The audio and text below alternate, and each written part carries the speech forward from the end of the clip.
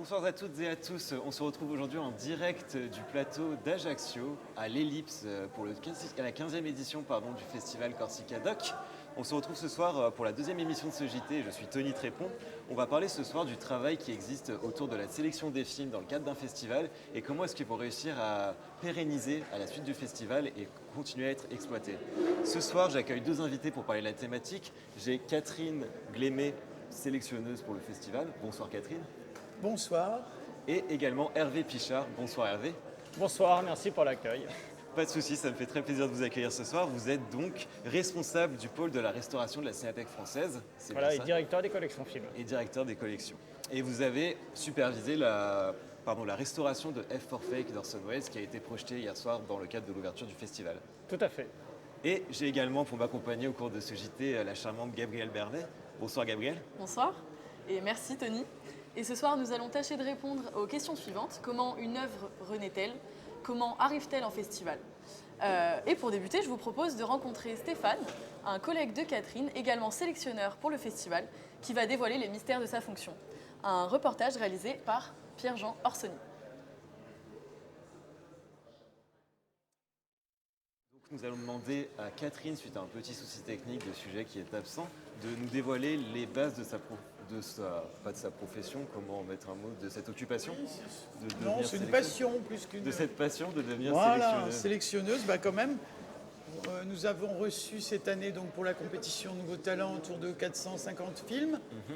Donc effectivement, il faut être un peu passionné quand même pour en regarder. Nous sommes 6 sélectionneurs. Et nous sommes parvenus à la fin à une sélection de 21 films. Et alors, quand cette réduction est si massive, comment est-ce qu'on arrive à être sûr et certain du choix qu'on fait? Alors, on n'est jamais sûr et certain de ses choix, mais on fait des choix.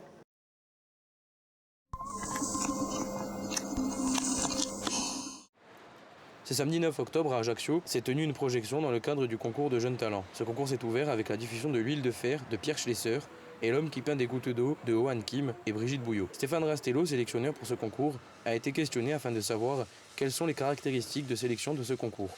Déjà, il y a des critères techniques, c'est-à-dire, comme ça s'appelle Nouveaux Talents, c'est des réalisateurs qui n'ont pas encore une filmographie de 3 pages, mais qui en sont à leur maximum, leur troisième film, un court pour la sélection court, un long pour la sélection long. Voilà, ça c'est les critères techniques et ils ne doivent pas avoir été diffusés dans des chaînes, sur des chaînes nationales en télévision. Si c'est des films étrangers s'ils ont été diffusés sur une télévision étrangère, c'est OK. Et puis, ils doivent avoir été produits dans l'année, donc entre les deux éditions du festival. Donc, le 1er mai, c'est la date de l'ouverture de l'appel à films. C'est là qu'on reçoit déjà les premiers films. Ça dure jusqu'au 1er juillet à peu près. Et donc on commence dès le 1er mai et ensuite donc chaque film est vu au moins par une personne et ensuite on établit une liste resserrée d'une vingtaine de films qui nous paraissent parmi les meilleurs qu'on a vus. Et après, chacune regarde les choix des autres. Et puis, on a une dernière réunion mi-août ici à Ajaccio pour faire la sélection. À la fin de cette projection, un débat avec les réalisateurs autour de leur film a eu lieu. Et cela se déroulera jusqu'au 13 octobre. J'aurais dû. Merci Stéphane. J'aurais dû prévoir. Et donc nous avons... Merci Stéphane pour ces informations. Et d'ailleurs Hervé, vous-même, vous êtes confronté à une densité d'œuvres à restaurer. Comment vous faites le choix d'une œuvre? Est-ce que c'est un coup de cœur, comme l'a dit Catherine, ou est-ce que c'est une mission de patrimoine? Alors ça peut en effet être un coup de cœur personnel ou de mon entourage, de la direction de la Cinémathèque ou des programmateurs de la Cinémathèque. Mais globalement, on est plutôt dans une démarche patrimoniale. Parce qu'en fait, quand on restaure un film, il faut entendre derrière le mot restauration sauvegarde. Et donc évidemment, on le fait aussi en fonction d'un état des lieux qu'on peut faire des collections de la Cinémathèque française. Et en fonction de la dégradation de la pellicule, etc., on peut prioriser en tout cas certains projets de sauvegarde et restauration. Mais évidemment, on le fait aussi en fonction des grands événements de la Cinémathèque, en fonction des expositions par exemple, ou des grandes rétrospectives. On s'aperçoit que par exemple lorsqu'on fait la rétrospective, je dis un peu n'importe quoi, une rétrospective d'un film de Ford, ce qui n'est pas le bon exemple, mais enfin bon, voilà, il a fait plus de 100 films et il manque un film dans sa filmographie parce qu'il n'y a plus de copies, etc. Donc là en effet on peut intervenir pour restaurer le film, pour qu'il soit prêt pour l'événement. Voilà. Et donc cette démarche, Comment excuse-moi de vous couper, cette démarche et cet intérêt du coup vient de la Cinémathèque ou il y a une sorte de sélection ou de jury qui se dit ce film-là peut être pertinent à être restauré? Comment ça fonctionne le choix? Ça passe par un jury ou c'est des demandes particulières qui sont... En fait non, il peut y avoir des commissions, mais globalement c'est plutôt des commissions internes que je peux avoir avec le directeur du patrimoine de la Cinémathèque et avec le directeur général de la Cinémathèque. Mais en fait, ce qui est très intéressant pour rejoindre ce que tu disais tout à l'heure, c'est souvent grâce aussi aux programmateurs de festivals qu'on apprend qu'un film n'existe plus, par exemple. Alors évidemment, ce n'est pas sur les films frais, comme on dit, mais c'est plutôt sur les films de patrimoine. Souvent, il y a des programmateurs qui nous alertent en disant « Attention, ce film-là n'existe plus, on ne peut plus le voir, c'est un film qui a une très bonne réputation, qu'est-ce qu'on peut faire, etc. » Et dans ce cas-là, lorsque cette information vient assez tôt, on peut là aussi intervenir, non pas pour répondre à une demande interne de la Cinémathèque, mais aussi pour participer à une diffusion, ce qu'on appelle hors les murs. Oui, puisqu'au final, ce qui compte quand l'œuvre est réalisée, dans cette mission de patrimoine que vous exploitez et que vous développez, l'intérêt est également pour le public, et donc qui va voir l'œuvre, que ce soit en festival ou non. Et donc les réactions du public peuvent aussi conditionner la manière dont la Cinémathèque priorise ses choix. Et on a justement à ce sujet un reportage qui a été réalisé hier soir à la sortie du film de F for Fake, où on a recueilli des avis et des opinions de diverses personnes qui ont assisté à la projection. C'est un reportage de Ninon Desormières que je vous propose de voir dès maintenant.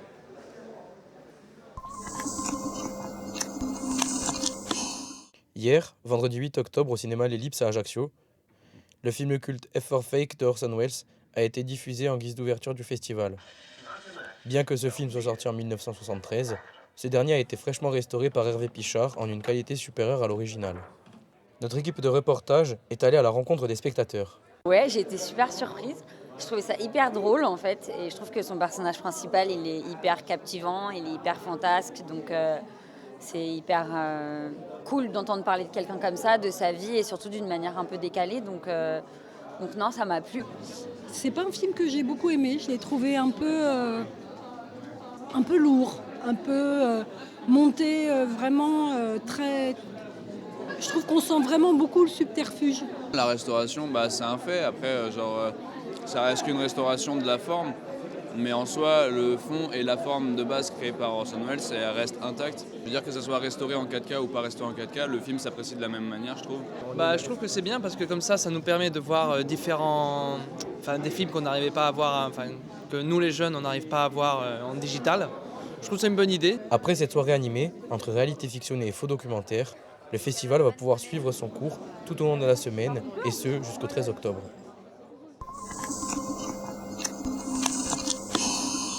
Suite à ces différentes opinions, quel était vous, en tout cas, le sentiment que vous a procuré la fin de la restauration, quand vous avez vu le résultat? En fait, quand on restaure un film, on sait très bien que, évidemment, les points de vue peuvent être divergents, surtout sur des films où, en effet, il y a une affirmation d'auteur très forte, donc on sait très bien que des personnes peuvent adhérer et d'autres ne peuvent pas adhérer. Mais donc là, on est dans une autre problématique. Ce qui est important pour nous, c'est de penser projection. C'est-à-dire qu'en fait, quand on restaure un film, on se dit, voilà, ce qui est important, c'est de le montrer et de le montrer en projection pour qu'ensuite les avis s'affirment, quelle que soit la divergence d'ailleurs des points de vue. Mais c'est ça qui fait la richesse du cinéma, c'est le dialogue qu'il peut y avoir d'ailleurs derrière des projections. Et je pense que les programmateurs... On peut avoir des dialogues à l'intérieur du comité de sélection où effectivement on a parfois des avis très divergents sur certains films, mais et puis c'est aussi une façon d'apprendre à accepter la parole de l'autre, à l'écouter. À faire des concessions aussi. Des concessions ou pas, hein, parce que parfois on n'en fait pas, on va absolument, et puis savoir défendre un intérêt pour un film, quoi. Et comment vous arrivez à faire ces concessions si le documentaire que vous avez vu, par exemple, se rapproche d'une histoire personnelle où Oui, vous si vous vous identifiez? identifiez à cette Des histoire. concessions, tu peux en faire dans la mesure où, par exemple, tu te dis, bon, moi, ce ne serait pas mon choix, mais c'est un choix valable. C'est dans la lignée de ce qu'on cherche. L'idée est bonne. Maintenant, si je suis moins sensible à ce type de cinéma, il y a des choses auxquelles je ne suis pas très sensible. Je peux accepter qu'il y ait des choses qui ne soient pas de ma sensibilité dans la sélection. Oui, bien sûr. D'accord. Parce que ça représente aussi le cinéma tel qu'il est maintenant. Et de la même manière, Hervé, quand vous restaurez un film, vous avez forcément un avis peut-être personnel sur le film. Est-ce que c'est compliqué, par exemple, de se dire qu'on doit faire au mieux pour le film et d'écouter des personnes comme le chef opérateur qui peut intervenir et vous donner des conseils sur la meilleure manière d'aborder et d'adopter la restauration d'un film? Alors, bon, il y a quand même, globalement, il y a quand même des règles déontologiques de restauration qui est celle de ne pas, en tout cas de respecter le film comme il était à l'époque. Alors évidemment, avec l'ère du numérique, on est forcément dans une mutation technologique qui fait que le film, quand on le regarde aujourd'hui en numérique, on n'a de fait pas la même perception. En fait, ce discours de dire on vous montre le film comme il a été fait à l'époque, c'est pas vrai en fait. Voilà, parce que le numérique, sa brillance, sa fixité, etc., c'est pas le reflet de ce qu'il pouvait y avoir en 35 mm avec son grain, son instabilité, etc. Mais en tout cas, on est quand même dans cette démarche de se rapprocher. Et évidemment, dans ce cas-là, on pense étalonnage. Il faut respecter l'étalonnage qui a été fait à l'époque. Mais donc, c'est intéressant évidemment de travailler avec des chefs opérateurs qui ont travaillé sur le film lorsqu'ils sont vivants. Je travaille sur beaucoup de films muets, donc là ça devient un peu compliqué. Mais en tout cas, on essaie toujours d'avoir des références. Par exemple, on s'appuie sur une copie d'époque, voilà, qui peut être dégradée, qui peut être rayée, qui peut être décomposée, mais l'étalonnage peut être là, surtout sur les films en noir et blanc. Donc il y a toujours cette réflexion qu'on peut avoir, et idéalement avec des personnes qui ont travaillé sur le film, avec le risque que les personnes qui ont travaillé sur le film ont envie d'améliorer les choses. Donc ça aussi, c'est compliqué avec certains réalisateurs qui ont envie d'éliminer certains effets spéciaux, ils etc. auraient préféré faire comme ça ou comme ça. Tout à fait. Donc là-dessus, ça peut être un combat de coq parce que nous, évidemment, à la Cinémathèque, comme dans la plupart des archives, on tient au respect de l'œuvre comme elle pouvait être montrée à l'origine. Et avec l'ère du numérique, justement, est-ce qu'il y a une manière de revisiter le travail que vous faites, les laboratoires de pellicules, s'ils sont de moins en moins nombreux? Est-ce que le numérique et la durée des stockages de supports, ça pose un nouveau regard sur la restauration de films? Oui, alors là, ce qui est intéressant, c'est que tu parles à nouveau de sauvegarde. En fait, ce qu'il faut imaginer, hein, encore une fois, quand on parle de restauration, c'est un terme un peu générique aujourd'hui, mais moi j'ai inclus plusieurs étapes dans le processus de restauration, qui est celle, d'une part, qu'on a tendance à oublier de rechercher les éléments d'origine, qui peuvent être des fois sur l'étagère d'un cinéaste au-dessus d'un radiateur, ce qu'il faut absolument imaginer les dégâts. Évidemment, après, il y a tout le process de scan, de restauration image, etc. Et puis d'accompagnement. Voilà, on est vraiment... C'était quoi le début de la question ? C'était par rapport au support numérique. Est-ce que l'arrivée du numérique reconditionne la manière de restaurer un film? Alors, ce qu'il faut bien noter, c'est que l'avantage du numérique, c'est qu'en effet, on peut restaurer et éliminer énormément de défauts physiques du film. Voilà, beaucoup de poussière, beaucoup de rayures, beaucoup de défauts liés à l'usure du temps. Voilà. Par contre, le vrai problème du numérique, c'est sa conservation. L'avantage du numérique, c'est sa diffusion. C'est-à-dire qu'en fait, des films qu'on restaurait avant en 35 mm uniquement, par exemple, on tirait qu'une seule copie, peut-être qu'elle ne serait pas aujourd'hui à Ajaccio parce qu'on aurait tendance à la protéger et à la conserver dans le réseau des archives. Le numérique permet une diffusion très large, permet la VOD, permet les festivals à travers le monde, etc. Une diffusion qui, au final, a pu, par exemple, être réalisée parce que les œuvres de restauration ne s'adressent les restaurations, ne s'adressent pas forcément qu'aux cinéphiles qui redécouvrent un film. Et ça peut également être pour un plus jeune public, par exemple. Ce fut le cas lors d'un atelier scolaire qui est arrivé très récemment à l'Ellipse. Le Mystère Picasso d'Henri-Georges Clouzot, qui a été restauré, a été présenté à un atelier scolaire. On a réalisé à ce sujet-là un reportage de Ninon Desormières et Mathilde Croisy que je vous propose de voir dès maintenant.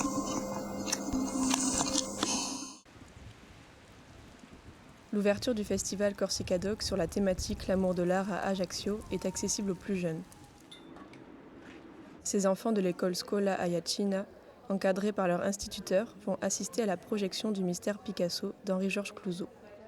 Mais que connaissent-ils de Picasso ? Il a fait un tableau et qui n'est pas fait pour décorer, mais pour dénoncer la guerre et l'ennemi. J'ai commencé mon programme d'histoire de l'art avec Picasso pour justement avoir le lien, faire le lien avec le film.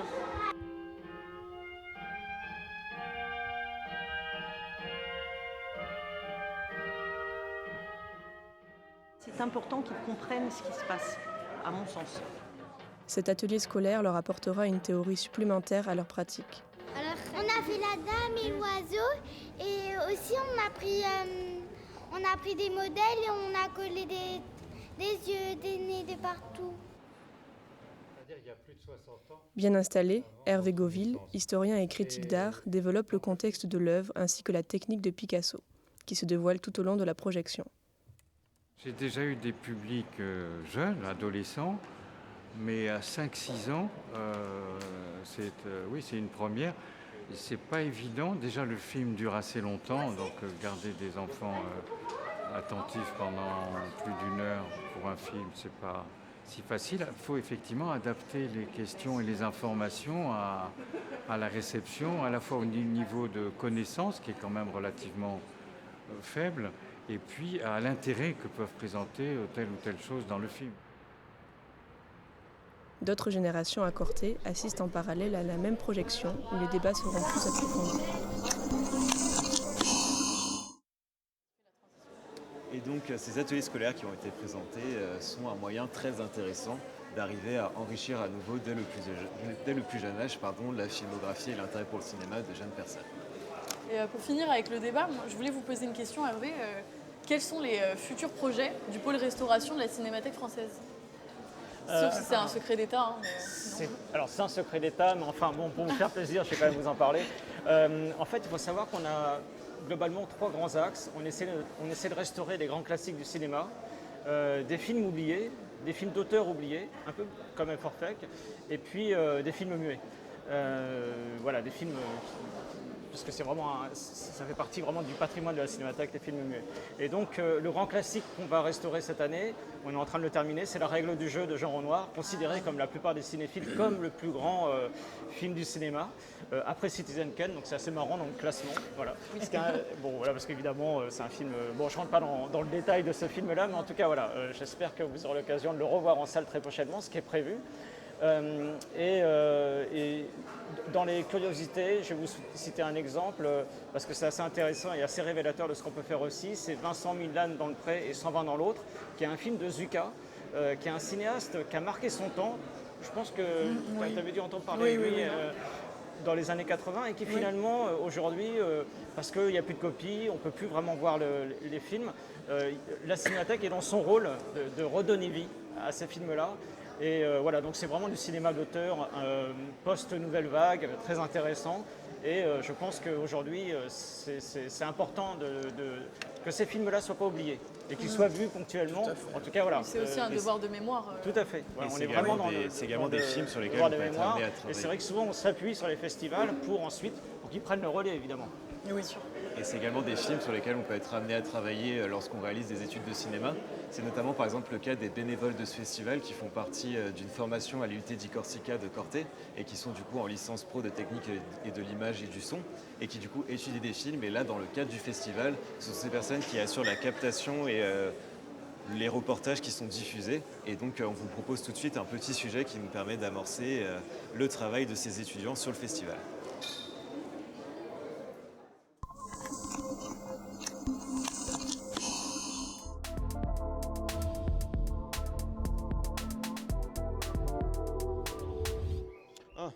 C'est vous.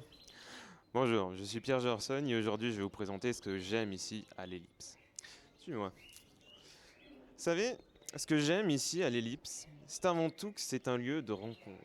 Un lieu de rencontre pour des gens qui sont passionnés pour une même chose, le cinéma. Et je trouve que c'est quelque chose d'extrêmement beau. Vous savez aussi ce que j'aime à l'Ellipse ? C'est aussi, en premier lieu évidemment le café et le popcorn. Je vous conseille le sucré, très bon. Mais c'est surtout, finalement, c'est une petite salle cachée au fin fond de l'Ellipse, de tout regard. Ce n'est pas la salle 1, ce n'est pas la salle 2, ni la 3, ni la 4, ni la 5, ni la 6. C'est une petite salle où finalement un groupe d'étudiants de Corté a décidé de se réunir pour travailler sur le JT que vous voyez actuellement et qui finalement se donne alors maximum pour vous proposer le meilleur de l'ellipse en vous proposant des interviews et un film qui a l'air très très bien avec des bruits de voiture. Je disais où? Oui, des étudiants qui sont là pour finalement proposer le meilleur de ce JT. Pour finalement vous proposer tous les soirs à 20h la meilleure expérience audiovisuelle possible et imaginable, avec des interviews, des reportages, finalement partager une passion.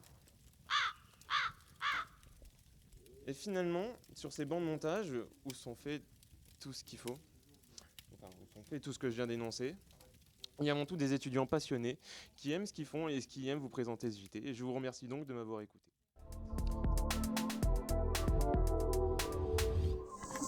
Et merci beaucoup à vous deux d'avoir été présents. Merci Catherine d'être venue et merci également Hervé. Avec plaisir. On conclut donc ce deuxième JT qui n'a pas été sans accroche pour se retrouver demain à la même heure, 20h sur Canal Corsica Doc sur YouTube afin de parler de la musique classique et de la musique dans le cinéma documentaire. Hervé, un petit mot de fin. Je voulais juste quand même avoir votre point de vue sur F for Fake justement, parce que c'est vrai que quand on restaure un film, le regard de la jeunesse sur des films comme ça, est-ce qu'on pourrait juste avoir une réaction moi déjà je l'avais jamais vu, donc en fait ça veut dire que je l'ai vu restaurer, donc je j'ai pas de comparer. Voilà, Est-ce que tu avais déjà vu des films d'Orson Welles par oui exemple? bien sûr, oui, j'avais Citizen Kane et La splendeur des Anderson ou non? non. Non. Je sais plus, bon, Sauf écoute, du mais en mal. tout cas, j'ai particulièrement aimé le montage évidemment qui est quand même très dynamique. Et on me fait signe qu'il faut arrêter, donc je vous en parlerai après. Bon, en Désolée, tout cas, vous ça n'aurez fait pas mon plaisir avis. d'avoir un regard positif quand même. C'est ça. Ah En oui, tout cas- c'est forcément positif. Mais en tout cas, merci beaucoup à merci vous deux. beaucoup. Et voilà, bonne soirée à tous. Et on se retrouve demain à la même heure pour parler de musique dans le cinéma documentaire. Bonne soirée à tous et bon festival.